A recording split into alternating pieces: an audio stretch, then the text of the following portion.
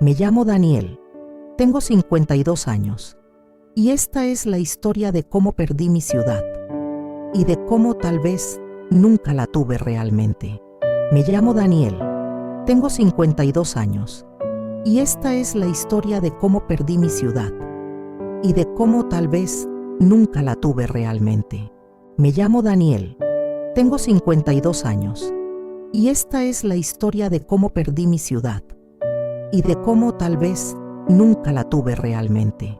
Me llamo Daniel, tengo 52 años y esta es la historia de cómo perdí mi ciudad y de cómo tal vez nunca la tuve realmente.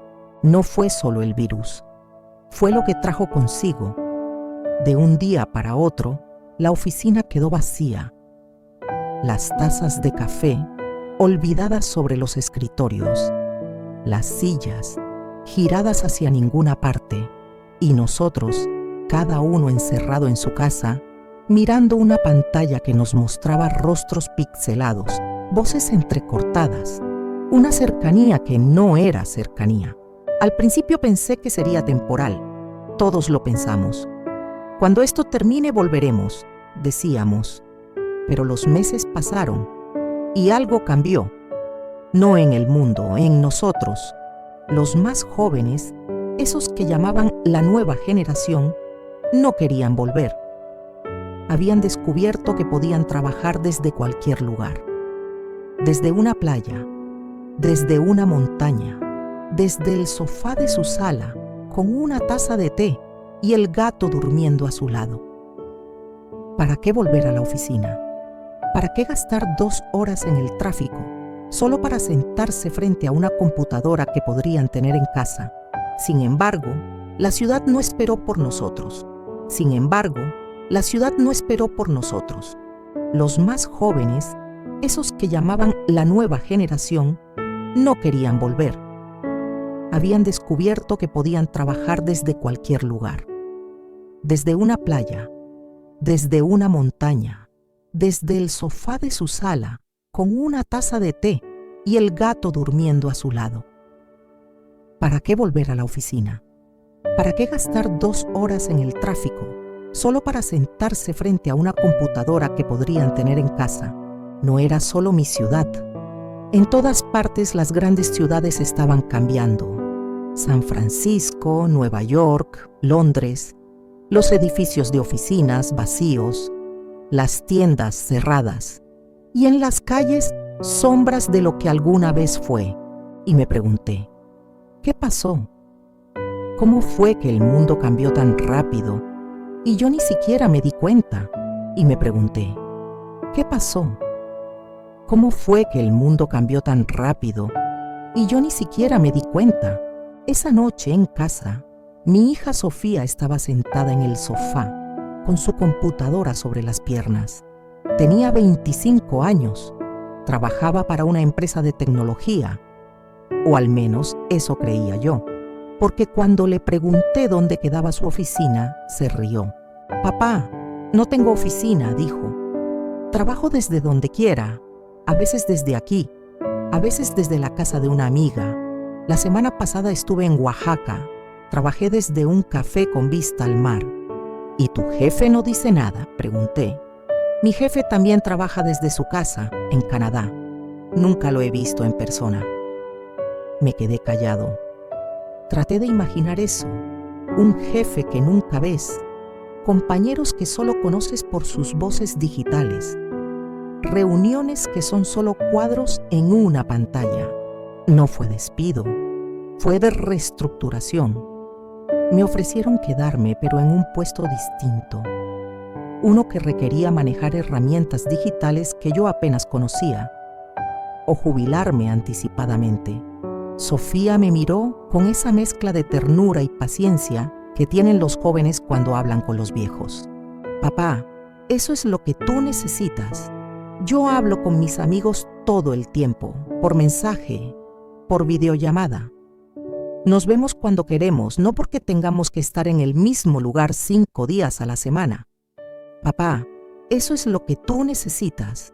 Yo hablo con mis amigos todo el tiempo, por mensaje, por videollamada. Nos vemos cuando queremos, no porque tengamos que estar en el mismo lugar 5 días a la semana. Los días siguientes comencé a observar más. A mi alrededor, el mundo seguía girando, pero de una manera distinta. La gente caminaba por la calle con los ojos en sus teléfonos. En el metro nadie hablaba.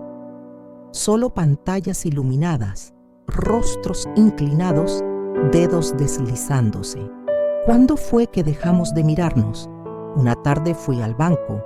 Necesitaba hacer un trámite, pero cuando llegué, me encontré con que ya no había cajas abiertas, solo máquinas. Use la aplicación, me dijo un guardia. Es más rápido. Intenté explicarle que no sabía usar la aplicación, que prefería hablar con una persona. Pero él solo señaló hacia las máquinas como si eso resolviera todo. Me fui sin hacer el trámite. Y en el camino de regreso sentí algo extraño.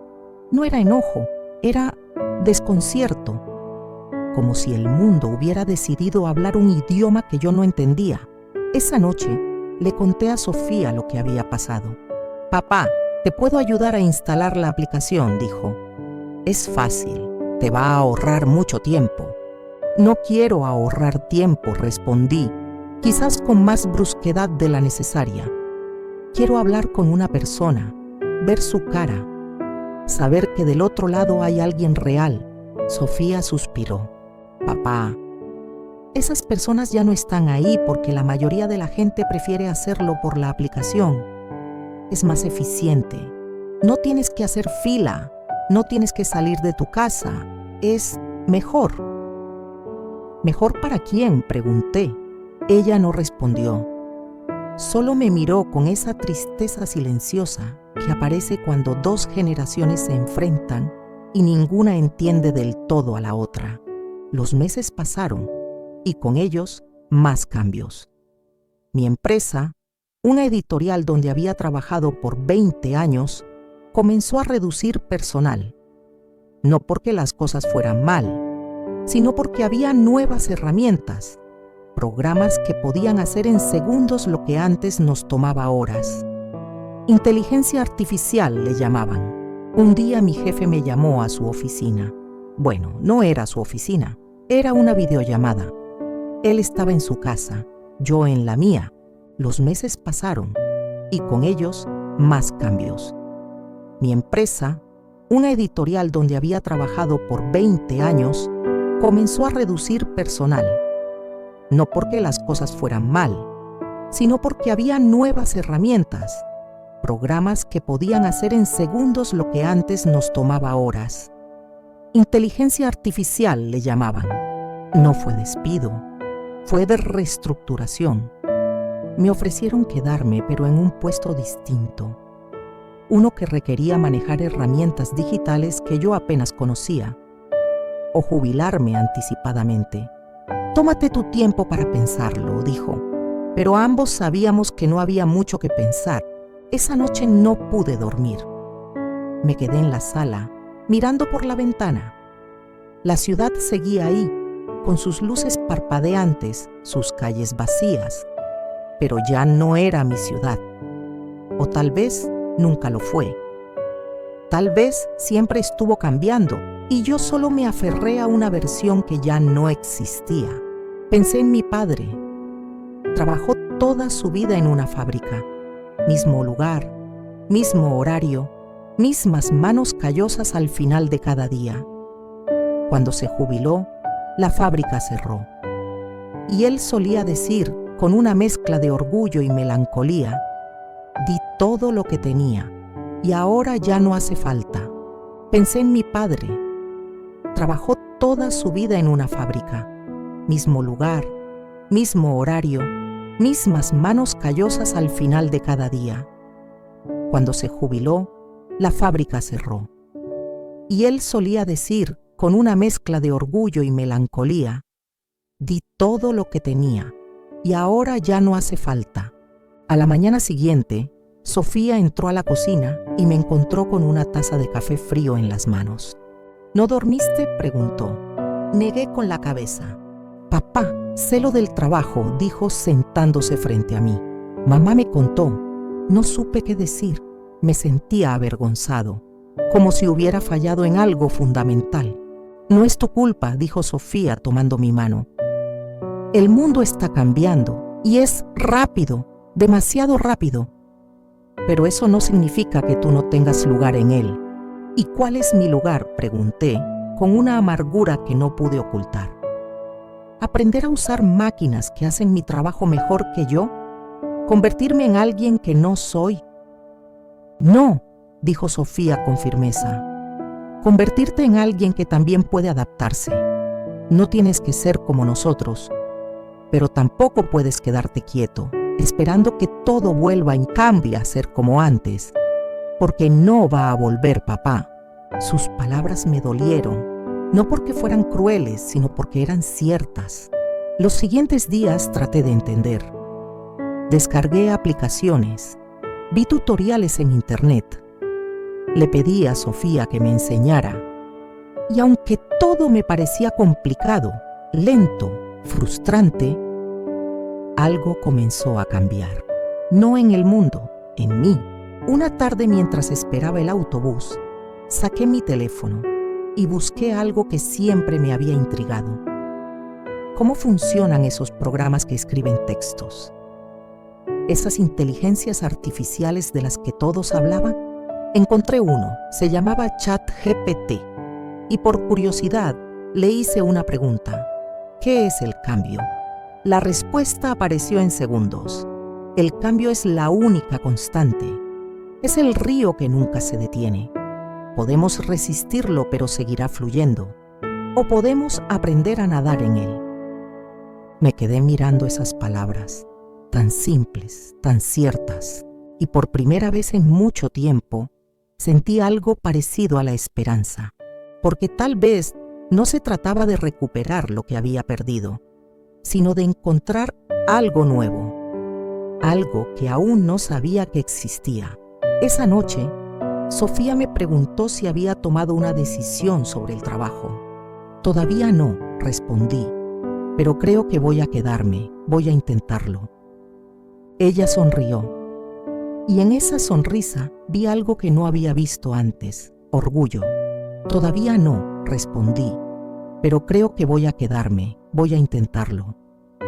Y aunque no estaba seguro de creerle, quise intentarlo, porque a veces lo único que podemos hacer es seguir adelante, incluso cuando no sabemos hacia dónde vamos, incluso cuando el camino está oscuro y el futuro es incierto, porque seguir adelante es en sí mismo un acto de fe. Los días siguientes fueron extraños, no difíciles exactamente, solo diferentes. Comencé a asistir a talleres en línea sobre herramientas digitales. Al principio, todo me parecía un idioma imposible. Palabras como nube, plataforma, sincronización, pero poco a poco empecé a entender. Había un mundo entero allí, un mundo que yo había ignorado, pensando que no era para mí, que era solo para los jóvenes. Pero me equivoqué. Una tarde, mientras practicaba con una herramienta de diseño, logré crear algo. No era gran cosa, solo una imagen sencilla, con unas palabras que había escrito, pero era mía. La había hecho yo, y eso me llenó de una satisfacción que no había sentido en años. Se la mostré a Sofía. «Papá, esto está genial», dijo, con genuina sorpresa. «¿Lo hiciste tú?», asentí, sintiendo una tonta punzada de orgullo. «Es un comienzo», dije, y lo era. Pero había algo más, algo que no podía ignorar, porque mientras yo aprendía a navegar este nuevo mundo, veía a mi alrededor personas que no podían, o que no querían. Amigos de mi edad que se aferraban al pasado con tanta fuerza que se estaban quedando atrás. Un viejo compañero de trabajo, Roberto, me llamó una noche. «Daniel, escuché que te quedaste en la empresa», dijo. «¿Cómo lo haces? Yo intenté usar esos programas y no entiendo nada. Me siento viejo». Su voz se quebró un poco al final y sentí su dolor, porque era el mismo que yo había sentido. Roberto, le dije, no se trata de entenderlo todo de una vez. Se trata de dar un paso y luego otro. Y si te caes, te levantas. Es lo único que podemos hacer. Hubo un silencio largo. No sé si pueda, dijo finalmente. Yo tampoco sabía, respondí, pero aquí estoy. Y si yo pude, tú también puedes. No sé si mis palabras lo ayudaron, pero al colgar me di cuenta de algo. No estaba solo en esto. Había millones de personas como yo, atrapadas entre dos mundos, el que fue y el que es. Y tal vez nuestra tarea no era elegir uno u otro, sino encontrar la manera de vivir en ambos. Una noche ya tarde, me senté frente a la computadora. Abrí el programa de inteligencia artificial y le hice otra pregunta. ¿Qué significa envejecer en un mundo que cambia tan rápido? La respuesta llegó pausada pero clara. Cerré los ojos, respiré hondo. Cerré los ojos, respiré hondo. Cerré los ojos, respiré hondo. Cerré los ojos, respiré hondo. Al menos por ahora. Y eso, pensé, era suficiente. Al menos por ahora. Al menos por ahora. Una tarde, Sofía me invitó a un café. No virtualmente, en persona. Papá, quiero mostrarte algo, dijo, con esa emoción contenida que siempre tenía cuando descubría algo nuevo. Me llevó a un lugar en el centro de la ciudad. Era un espacio extraño, mitad cafetería, mitad oficina. Había gente trabajando en laptops, con audífonos puestos, pero también había grupos conversando, riendo. Esto se llama coworking, explicó Sofía. Es un lugar donde la gente viene a trabajar, pero sin la rigidez de una oficina tradicional. Puedes venir cuando quieras, quedarte el tiempo que necesites y conocer a personas que hacen cosas completamente distintas a ti. Miré a mi alrededor. Había jóvenes, sí, pero también personas de mi edad y mayores. ¿Ves?, dijo Sofía. No se trata de eliminar los espacios, se trata de reinventarlos. Y en ese momento, algo hizo clic en mi mente, porque había estado pensando en el cambio como una pérdida, como si el mundo nuevo estuviera reemplazando al viejo. Pero tal vez no era así. Tal vez ambos mundos podían coexistir. Tal vez no se trataba de elegir, sino de integrar. Sofía, le dije, ¿puedo preguntarte algo? Claro, papá. ¿Alguna vez sientes que falta algo? Con todo esto de trabajar desde casa, de no ver a la gente en persona, ¿no te sientes sola? Ella pensó un momento antes de responder. A veces, admitió. Pero creo que la soledad no viene de estar solo. Viene de no tener conexiones reales. Y yo tengo conexiones, solo que son diferentes a las tuyas. No mejores ni peores, solo diferentes. Asentí. Y aunque no estaba completamente convencido, entendí lo que quería decir, porque tal vez esa era la clave. No juzgar las diferencias, no aferrarse a una sola manera de vivir, sino aceptar que cada generación encuentra su propio camino. Esa noche, de regreso a casa, caminé despacio por las calles. La ciudad seguía cambiando, las tiendas seguían cerrando, los edificios seguían vacíos, pero había algo más. En algunas esquinas habían abierto nuevos lugares, pequeños cafés, espacios de arte, librerías independientes. No eran como los de antes, pero estaban ahí, resistiendo, reinventándose. Y me di cuenta de que eso era lo que yo también estaba haciendo, resistir, reinventarme. No porque quisiera, sino porque no tenía otra opción. Y tal vez, pensé, eso no era algo malo. Tal vez eso era simplemente vivir. Al llegar a casa, abrí mi computadora. Tenía un correo de mi jefe. Era sobre un proyecto nuevo, algo que involucraba trabajar con inteligencia artificial. Hace unos meses habría cerrado el correo sin leerlo, o habría buscado una excusa para no participar. Hace unos meses habría cerrado el correo sin leerlo, o habría buscado una excusa para no participar. Cuenten conmigo, no porque estuviera seguro de poder hacerlo, sino porque estaba dispuesto a intentarlo. Y eso, me dije, ya era un paso adelante. Aprendí a usar herramientas que antes me parecían imposibles. Aprendí a escribir de manera diferente, a comunicarme de manera diferente, a estar presente en espacios que no eran físicos, pero que de alguna manera existían. Aprendí a usar herramientas que antes me parecían imposibles. Aprendí a escribir de manera diferente, a comunicarme de manera diferente, a estar presente en espacios que no eran físicos, pero que de alguna manera existían. Una noche Sofía me preguntó: «Papá, ¿cómo te sientes ahora con todo esto?». Pensé un momento antes de responder. Confundido, admití, pero también curioso. Hay días en que siento que no pertenezco y hay días en que siento que tal vez sí, o que al menos estoy aprendiendo a pertenecer. Sofía sonrió. «Creo que eso es lo mejor que podemos hacer», dijo. «No pertenecer completamente, sino estar en el medio, aprender de ambos lados». Y tenía razón, porque tal vez no se trataba de convertirme en alguien distinto, sino de expandir quién era, de agregar capas, de no dejar ir el pasado, pero tampoco aferrarme a él con tanta fuerza que me impidiera avanzar.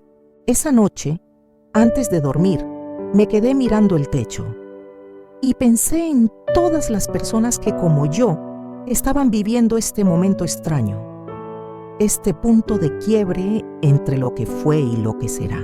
Pero algo me quedó claro: el mundo no esperaría por mí, no se detendría para que yo me pusiera al día. Y si quería seguir siendo parte de él, tenía que moverme. No lo sabía, tal vez nada, tal vez todo, pero algo me quedó claro: el mundo no esperaría por mí, no se detendría para que yo me pusiera al día. Y si quería seguir siendo parte de él, tenía que moverme. No rápido, no perfectamente, pero moverme. Y eso, pensé, cerrando los ojos, ya era suficiente. Por ahora. Era uno de esos correos que uno lee 2 veces porque no termina de creer lo que dice. El asunto era simple: nueva estrategia editorial con asistencia de IA. Pero dentro, las palabras eran complejas: algoritmos, análisis predictivo, generación automatizada de contenidos. Mi primera reacción fue cerrar la laptop. Mi segunda reacción fue abrirla de nuevo y leer con atención. Nos pedían que trabajáramos en conjunto con una inteligencia artificial. No para reemplazarnos, decía el correo, sino para potenciar nuestras capacidades. La máquina analizaría tendencias, identificaría temas, sugeriría estructuras, y nosotros, los editores, los humanos, daríamos el toque final, la sensibilidad, el criterio. Sonaba razonable, pero algo en mí se resistía, porque durante 20 años mi trabajo había sido leer, pensar, decidir qué historias merecían ser contadas y cómo contarlas. Y ahora me decían que una máquina podía hacer parte de eso. ¿Mejor que yo? Llamé a Roberto. ¿Ya leíste el correo?, pregunté. Sí, respondió con voz cansada. No entiendo ni la mitad. ¿Tú sí? Más o menos, mentí. ¿Qué vas a hacer? Hubo un silencio largo. No lo sé, Daniel. Ya no sé si esto es para mí. Y colgó. No lo sé, Daniel. Ya no sé si esto es para mí. No por falta de talento, sino por miedo. Esa tarde, Sofía pasó por casa. Traía comida tailandesa y esa energía que siempre la rodeaba, como si el mundo fuera un lugar lleno de posibilidades infinitas. ¿Cómo va el trabajo?, preguntó mientras servía arroz en los platos. Complicado, admití. Ahora quieren que trabajemos con inteligencia artificial y no sé si puedo. Sofía levantó la mirada. ¿Por qué no? Quise creerle, pero había algo en mí que seguía dudando. Papá, no es entregarle tu trabajo, es usarla como herramienta, como cuando empezaste a usar computadoras en lugar de máquinas de escribir. ¿Recuerdas? Tú me contaste que al principio pensaste que era una tontería. Sonreí. Tenía razón. Hace 30 años, cuando llegó la primera computadora a la editorial, yo también me resistí. Decía que escribir a mano o en una máquina de escribir tenía alma y que las computadoras eran frías, mecánicas. Pero al final aprendí y nunca volví atrás. Esto es distinto, dije. ¿Por qué?, preguntó Sofía con genuina curiosidad. Porque una computadora solo hace lo que yo le digo, pero una inteligencia artificial piensa, decide, crea. ¿Y eso te da miedo? Me quedé callado, porque sí, me daba miedo, pero no sabía bien por qué. No es miedo, dije finalmente, es incomodidad. Siento que si una máquina puede hacer mi trabajo, entonces, ¿para qué estoy yo? Sofía dejó el tenedor en el plato y me miró con esa seriedad que a veces aparecía en ella, como si por un momento dejara de ser mi hija y se convirtiera en alguien más sabio, más viejo. Papá, una máquina puede hacer muchas cosas. Puede analizar datos, puede generar textos, puede incluso imitar emociones, pero no puede ser tú. No puede tener tu experiencia, tu criterio, tu forma de ver el mundo. Eso solo lo tienes tú. Quise creerle, pero había algo en mí que seguía dudando. Los siguientes días me sumergí en el proyecto. Aprendí a usar la herramienta de inteligencia artificial. Era extraña al principio. Le hacías una pregunta y te respondía con frases completas, coherentes, casi humanas. Le pedías que escribiera un artículo sobre un tema y lo hacía en segundos. Era impresionante y aterrador, porque cada vez que veía lo que podía hacer me preguntaba, ¿qué me queda a mí?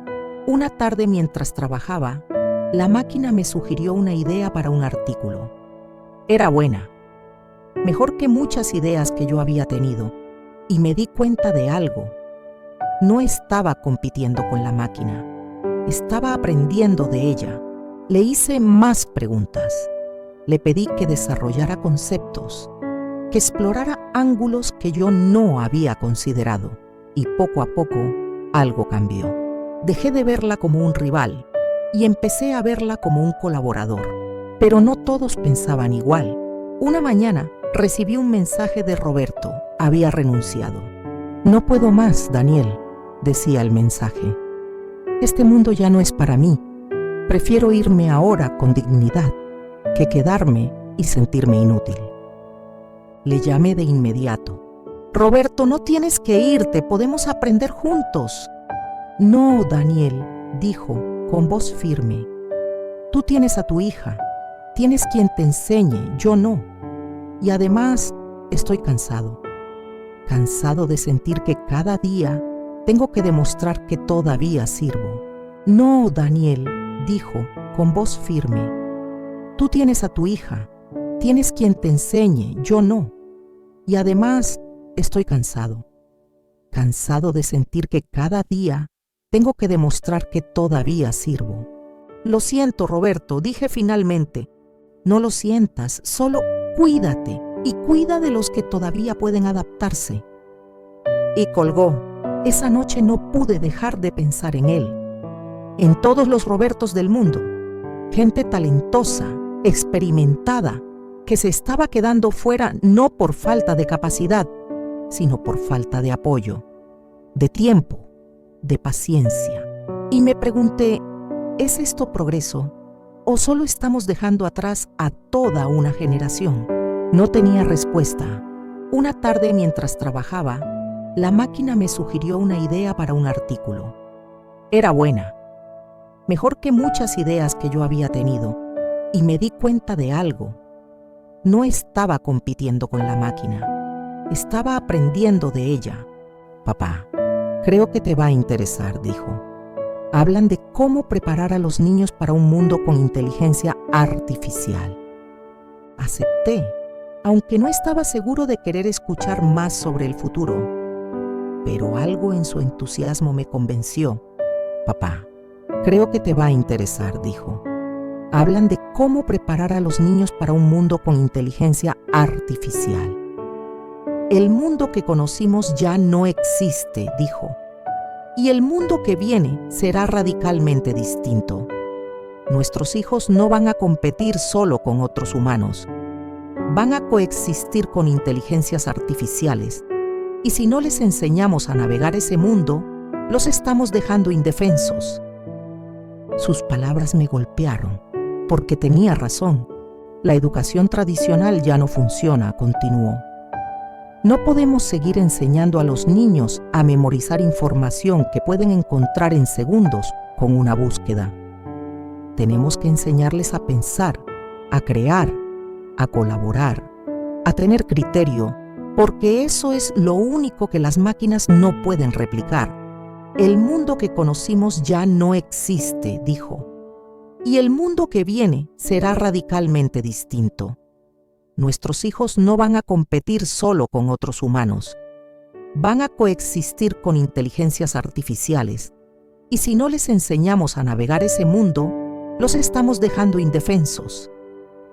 ¿Ves?, me dijo después. No se trata de que las máquinas nos reemplacen. Se trata de que aprendamos a trabajar con ellas, a usarlas, a no temerles. La educación tradicional ya no funciona, continuó. No podemos seguir enseñando a los niños a memorizar información que pueden encontrar en segundos con una búsqueda. Tenemos que enseñarles a pensar, a crear, a colaborar, a tener criterio, porque eso es lo único que las máquinas no pueden replicar. Pero había algo más, algo que el profesor había dicho y que no podía sacarme de la cabeza.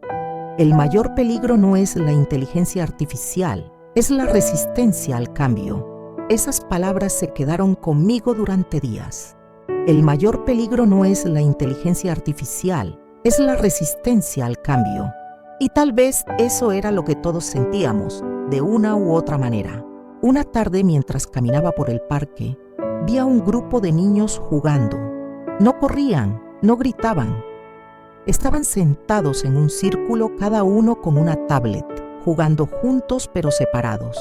Me senté en una banca a observarlos y me pregunté, ¿qué mundo estamos construyendo? ¿Uno donde la conexión es digital y la cercanía es opcional? Pero entonces uno de los niños dejó su tablet, se levantó y abrazó a otro. Y los demás lo siguieron. Risas, empujones, carreras, y me di cuenta de algo. Los niños seguían siendo niños. Sí, usaban tecnología.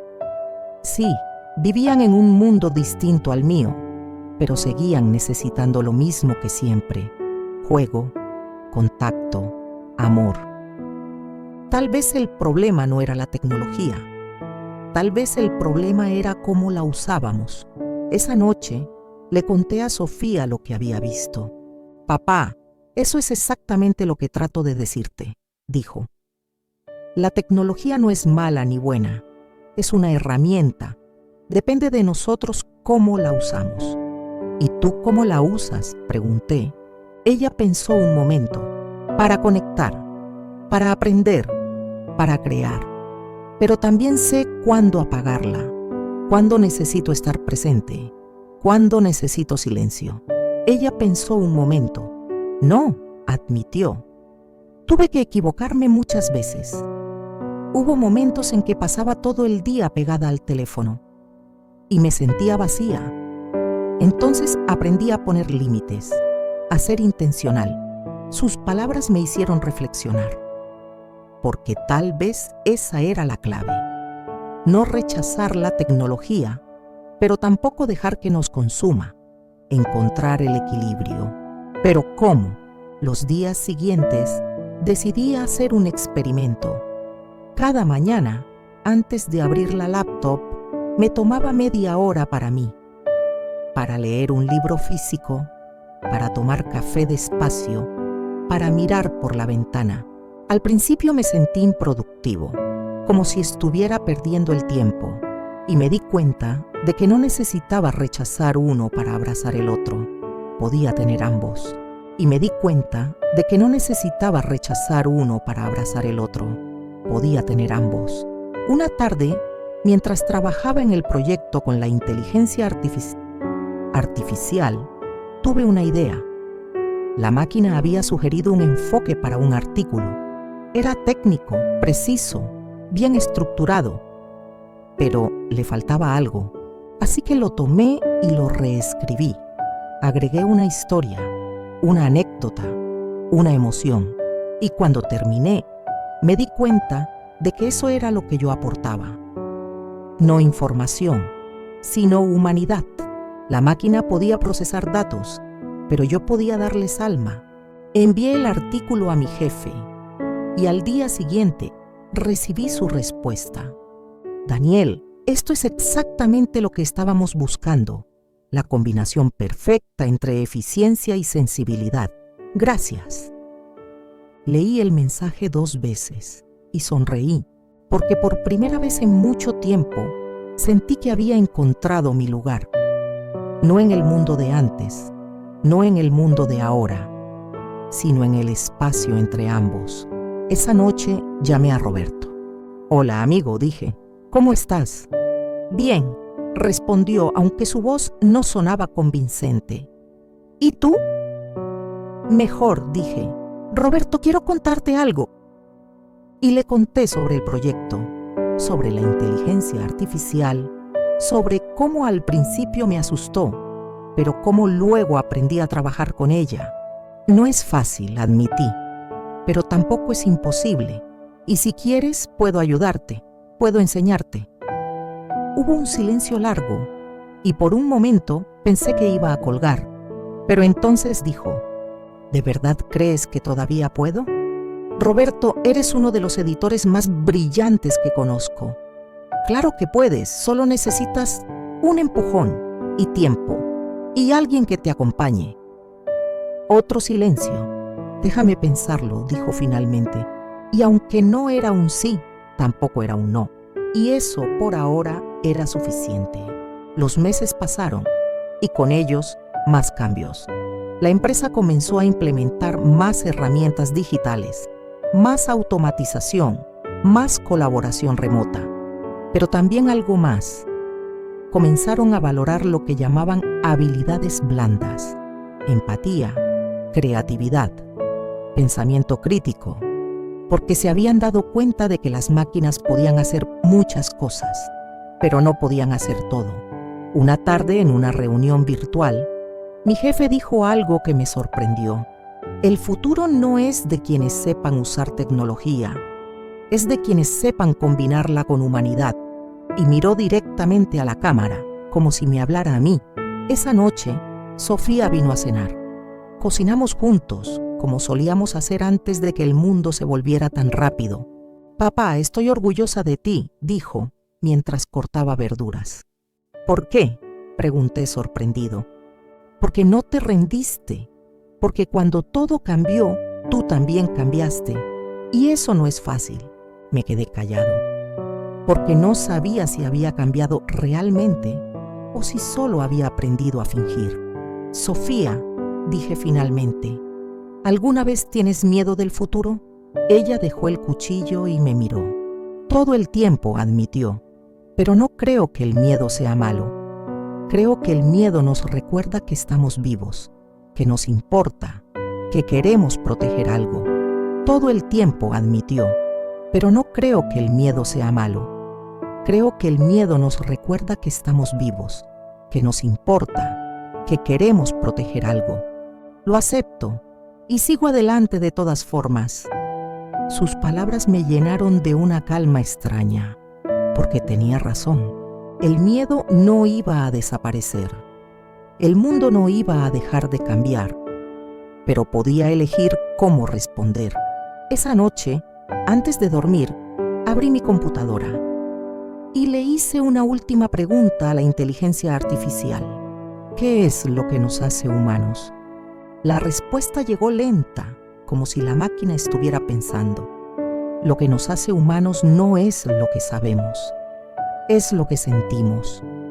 No es nuestra capacidad de procesar información, sino de darle significado. No es nuestra eficiencia, sino nuestra imperfección. Porque en nuestras grietas, en nuestras dudas, en nuestros miedos, ahí es donde reside nuestra humanidad. Cerré la laptop, apagué la luz y me quedé mirando la oscuridad. Y pensé en Roberto, en Sofía, en todos los que estaban tratando de encontrar su lugar en este mundo extraño. Y me dije, tal vez no tenemos que tener todas las respuestas. Tal vez solo tenemos que seguir intentando. Porque al final, eso es lo único que podemos hacer.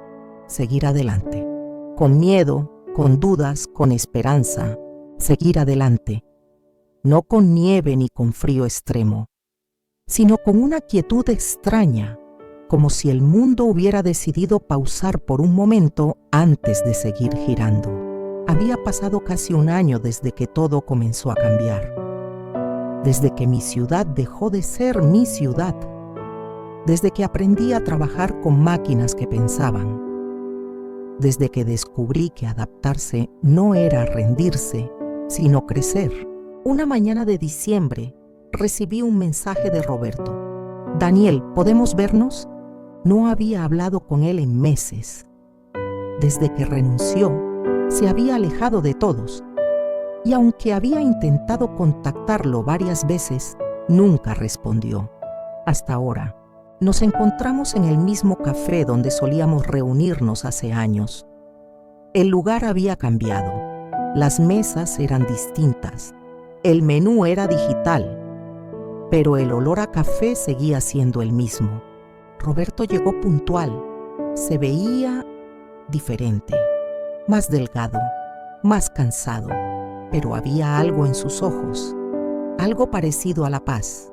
Daniel, dijo estrechando mi mano, gracias por venir. Siempre, respondí. Nos sentamos junto a la ventana, pedimos café, y durante un rato largo ninguno dijo nada. Solo miramos la calle, viendo a la gente pasar con sus teléfonos, sus vidas digitales en las manos. Cometí un error, dijo Roberto finalmente. Lo miré. Roberto. No, me interrumpió levantando una mano. Déjame terminar. Pasé estos meses encerrado en mi casa, amargado, sintiendo lástima por mí mismo, viendo cómo el mundo seguía sin mí, y entonces algo pasó. Hizo una pausa, tomó un sorbo de café. Negué con la cabeza. Me dijo, entonces cambia tú también. Roberto sonrió, una sonrisa pequeña, triste pero real. Una niña de 8 años me dio la lección que yo no quise escuchar de nadie más. ¿Y ahora qué vas a hacer?, pregunté. Una niña de 8 años me dio la lección que yo no quise escuchar de nadie más. Una niña de 8 años me dio la lección que yo no quise escuchar de nadie más. Cuenta conmigo, le dije, para lo que necesites. Cuenta conmigo, le dije, para lo que necesites. Pasamos la siguiente hora hablando. Le conté sobre el proyecto con la inteligencia artificial, sobre cómo al principio me aterró, sobre cómo Sofía me ayudó, sobre cómo poco a poco encontré mi lugar. ¿Y te sientes completo?, preguntó Roberto. Lo pensé antes de responder. No, admití. No completamente. Hay días en que extraño lo que fue, en que desearía que todo volviera a ser simple. Pero también hay días en que me sorprendo de lo que puedo hacer ahora, de las puertas que se abrieron. Así que supongo que no se trata de sentirse completo, se trata de seguir caminando. Roberto asintió lentamente. Seguir caminando, repitió. Me gusta eso. Esa noche le conté a Sofía sobre el encuentro. Papá, me da mucho gusto, dijo, con genuina alegría. Roberto es una buena persona. Se merece otra oportunidad. Todos nos la merecemos, dije. Ella me miró con esa profundidad que a veces aparecía en su rostro. ¿Sabes qué es lo que más admiro de ti?, preguntó. ¿Qué? Que no fingiste, que no te hiciste el fuerte cuando tenías miedo, que admitiste que no sabías y que aún así lo intentaste. Sus palabras me conmovieron más de lo que esperaba. Solo hice lo que pude, dije. Y eso es suficiente, papá. Siempre es suficiente. Los días siguientes, Roberto y yo comenzamos a reunirnos regularmente. Le enseñé lo que había aprendido. Le mostré las herramientas, le expliqué cómo funcionaban. Y aunque al principio todo le parecía confuso, poco a poco empezó a entender. Es como aprender un idioma nuevo, dijo una tarde. Al principio no entiendes nada, pero luego empiezas a reconocer patrones, palabras, estructuras. Exacto, respondí, y antes de que te des cuenta, ya estás conversando. Roberto sonrió. Conversando con máquinas, ¿quién lo diría? Pero había algo más en ese proceso, algo que no esperaba, porque mientras yo le enseñaba a Roberto, él me enseñaba a mí. Me enseñó paciencia, me enseñó que cada quien tiene su propio ritmo, me enseñó que el conocimiento no es poder si no se comparte, y me di cuenta de que tal vez esa era mi verdadera función en este mundo nuevo, ser un puente, entre generaciones, entre mundos, entre lo que fue y lo que es. Una tarde mientras caminaba por el parque, vi de nuevo a los niños jugando, pero esta vez no solo observé, me acerqué. ¿Puedo sentarme aquí?, pregunté a un grupo de niños que jugaban con tablets. Me miraron con desconfianza al principio, pero uno de ellos asintió. ¿Qué están haciendo?, pregunté. Construyendo un mundo, dijo una niña de no más de 10 años. ¿Un mundo? Sí, en Minecraft es un juego. Puedes construir lo que quieras. Me mostró su pantalla. Era un paisaje digital lleno de colores, estructuras imposibles, criaturas extrañas. ¿Y qué están construyendo?, pregunté. Una ciudad, dijo otro niño. Pero no una ciudad normal. Una ciudad donde todos tienen casa, donde nadie tiene hambre, donde la gente puede ser quien quiera ser. Me quedé callado, porque esos niños, sin saberlo, estaban imaginando un futuro mejor, no con palabras, sino con acciones, con creación. Es hermoso, dije finalmente. ¿Quiere ayudarnos?, preguntó la niña. Y aunque no sabía cómo jugar, aunque me sentía torpe y fuera de lugar, acepté. Es hermoso, dije finalmente, y me di cuenta de algo.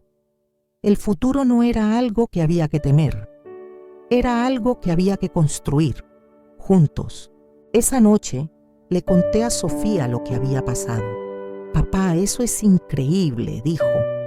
¿Ves? Los niños no tienen miedo de enseñar ni de aprender, solo comparten.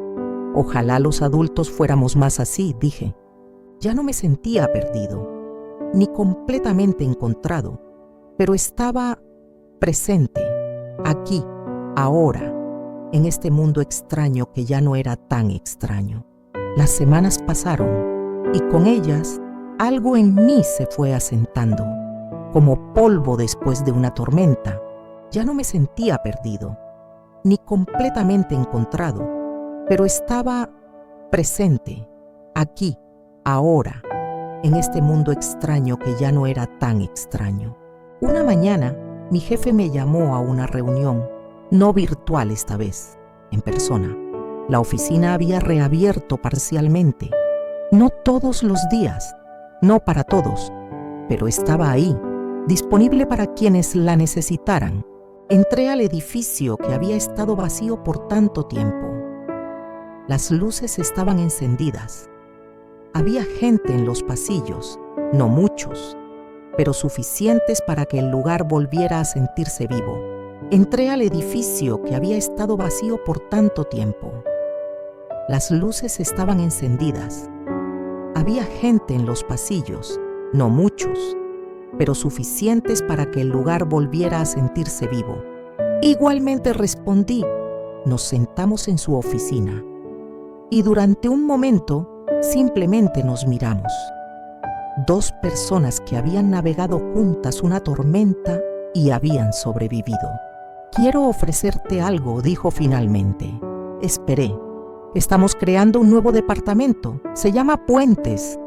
Su función es ayudar a otros empleados a adaptarse a las nuevas tecnologías, a no quedarse atrás, y queremos que tú lo lideres. Me quedé en silencio, procesando. ¿Yo? Pregunté finalmente. Tú, confirmó, porque viviste el proceso, porque sabes lo que es tener miedo y seguir adelante, porque tienes algo que ninguna máquina puede replicar, empatía. Sentí algo cálido expandirse en mi pecho. No sé si pueda, empecé. Nadie sabe si puede hasta que lo intenta, me interrumpió. Y tú ya demostraste que puedes, con Roberto, con tu hija, contigo mismo. Acepto, dije finalmente. Acepto, dije finalmente. Mi jefe sonrió. Sabía que dirías que sí. Esa tarde, al salir de la oficina, caminé por el centro de la ciudad. Las calles seguían cambiando. Algunas tiendas habían cerrado, otras nuevas habían abierto, pero había vida, movimiento, gente construyendo algo nuevo sobre las ruinas de lo viejo, y me di cuenta de que eso éramos todos, constructores, no de edificios, sino de futuros, de posibilidades, de puentes entre mundos. Llegué a casa y encontré a Sofía en la sala, pero no estaba sola. Había otra persona con ella, un joven de su edad. Papá, dijo Sofía levantándose, te presento a Marco, mi prometido. Me quedé congelado. ¿Prometido? Sofía sonrió, nerviosa pero feliz. Sí, papá, queríamos decírtelo juntos. Marco se acercó y me extendió la mano. Señor Daniel, es un honor conocerlo. Sofía habla mucho de usted. Estreché su mano y en ese momento sentí algo extraño. No tristeza ni miedo, sino gratitud. Porque mi hija había encontrado a alguien. Porque estaba construyendo su propia vida. Porque el mundo seguía girando y ella con él. El honor es mío, dije finalmente. Sí, papá. Queríamos decírtelo juntos. ¿Estás enojado?, preguntó. ¿Enojado? No, ¿por qué lo estaría? Porque no te lo dije antes, porque todo está cambiando tan rápido. La miré. Mi hija, que ya no era una niña, que se estaba convirtiendo en su propia persona. Sofía, el cambio no es algo malo, es solo inevitable, y tú mereces ser feliz. Construir tu vida, incluso si eso significa que yo tengo que aprender a soltarte. Ella se acercó y me abrazó. Nunca me soltarás, papá, solo me estás dejando volar. Y en ese abrazo entendí algo fundamental. El amor no es aferrarse, es permitir, es confiar. Los meses siguientes fueron intensos. Comencé a trabajar en el nuevo departamento, ayudando a otros empleados, enseñándoles, acompañándolos. Y cada vez que veía a alguien pasar del miedo a la confianza, del rechazo a la curiosidad, sentía que estaba haciendo algo importante, no grandioso, pero importante. Roberto eventualmente regresó a la empresa, no en su puesto anterior, sino en uno nuevo, más flexible, más acorde a su ritmo. Y aunque a veces todavía luchaba, estaba ahí, intentando. Una tarde, después de una sesión de capacitación, se acercó a mí. ¿Por qué? ¿Por qué? Por no dejarme ir, por recordarme que todavía tengo algo que ofrecer. Roberto, siempre lo tuviste, solo necesitabas recordarlo. Él asintió. Y en sus ojos vi algo que hacía mucho no veía: esperanza. El día de la boda de Sofía llegó en primavera. Era una ceremonia pequeña, solo familia y amigos cercanos, pero estaba llena de luz. de risas, de vida. Cuando la vi caminar hacia el altar, sentí un nudo en la garganta, porque esa niña que alguna vez sostuve en brazos, ahora caminaba sola, hacia su futuro, hacia su vida. Y aunque parte de mí quería detener el tiempo, otra parte sabía que esto era exactamente como debía ser. En su discurso, Sofía dijo algo que nunca olvidaré.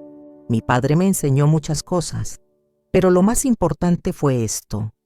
El coraje no es la ausencia de miedo, es seguir adelante a pesar de él. Y mientras la escuchaba me di cuenta de que tal vez, solo tal vez, había hecho algo bien. Esa noche, de regreso a casa, me senté en el balcón. La ciudad brillaba bajo las estrellas y pensé en todo lo que había vivido, en todo lo que había perdido, en todo lo que había ganado. Y entendí algo. La vida no es una línea recta, es un río, con corrientes, con remolinos, con momentos de calma y momentos de caos. Y lo único que podemos hacer es aprender a nadar. Los días se convirtieron en semanas y las semanas en meses. Y la vida continuó, no perfecta, no sin dificultades, pero continuó. Los días se convirtieron en semanas y las semanas en meses. Y la vida continuó, no perfecta, no sin dificultades, pero continuó. Y aunque el mundo seguía cambiando, ya no me asustaba tanto, porque había aprendido algo fundamental. El cambio no es el enemigo. La resistencia sí lo es. Y aunque el mundo seguía cambiando, ya no me asustaba tanto, porque había aprendido algo fundamental. El cambio no es el enemigo. La resistencia sí lo es. Y me di cuenta de que tal vez el futuro no era tan distinto del pasado. Tal vez solo era una nueva versión de lo mismo, con nuevas herramientas, nuevos desafíos, pero con las mismas necesidades básicas: conexión, amor, propósito. Y aunque el mundo seguía cambiando, ya no me asustaba tanto, porque había aprendido algo fundamental. El cambio no es el enemigo. La resistencia sí lo es. ¿Qué es lo que permanece cuando todo cambia?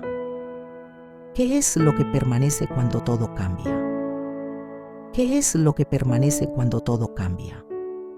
Cerré el teléfono y me quedé mirando el cielo. Las nubes se movían lentamente, el viento soplaba suave y por primera vez en mucho tiempo me sentí en paz.